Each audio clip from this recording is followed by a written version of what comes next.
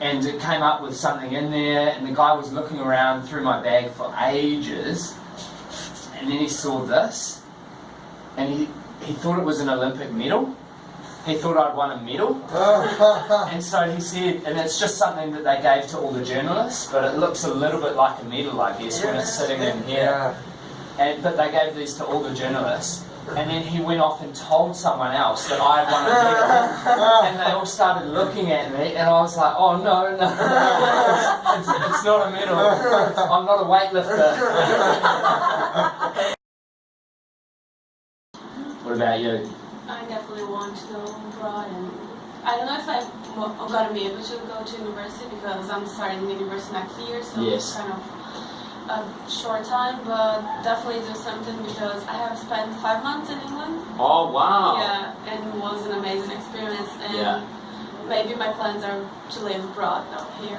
Where in England were you? I stayed in the north, Lancaster. Yeah. There's a castle there. Yeah. Yeah. Very good. Oh, cool. And you liked it there? Yeah, I love it. What did you like about it? I liked that I could, every weekend I was traveling. I basically went to all over England. In 5 months, I traveled more than I had traveled in 16 years. Nice. Oh, that's very cool. Good on you. And you, what do you want to do? Not sure yet. I would definitely like to live abroad, but I don't know. I like Floripa too. I like the place. My family is all here. And with jobs here, would you use English as well for business? Yes, probably. Yeah. Probably. And you, what do you want to do? I don't think like I want to work overseas, but I think I want to travel like a lot. Yeah. But return to Brazil to work here, live here. Yeah.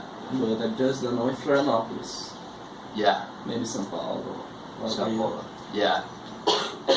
English is a very good language for travel, isn't it? Mm-hmm. Like, because people from Europe can speak English, obviously everyone from America, Canada, Australia, New Zealand. So yeah, you definitely can meet a lot of people that way. It's which was pretty cool. And he's massive, like so tall. Yeah, that'd be the most famous people I think I talked to. Tell us about the interview with him. So he plays with a guy called Stephen Adams, or he used to play with him at Oklahoma. And Stephen Adams is a New Zealander, and his sister, Valerie Adams, throws shot put for New Zealand. And she's won 2 gold medals, and this time she won a silver. And so I asked him if he had spoken to Stephen about Valerie, because they're both going to be at the Olympics, and if he was going to go and watch her throw. And he said that he had talked to Stephen about her, and he'd like to go and watch her throw. And he said he always teases Stephen and says that she is the best athlete in the family, way better than Stephen.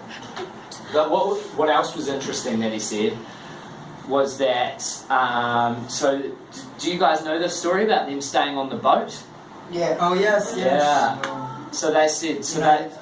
But they do this seems like stayed in a cruise boat instead of the Olympic Village. Yeah, because they are so famous that in the Olympic Village everyone wants selfies with them. So the whole time they walk around and people are just trying to get selfies with them. They hired a boat and had bulletproof glass and everything on it. Yeah, and they lived on this boat in the harbour. Which is quite funny, isn't it? Yes. That's the standard price that they make you pay, because it's not like a normal McDonald's. So it is free for the athletes, anyone else $200. So like people like team officials or people like that go in, it's $200. Yeah, I don't know why, but it's crazy. But I have never felt so small as when I walk through the athletes' village. Like everyone is just massive. It's amazing. So I walked past Rafael Nadal. Yeah. Nadal was there.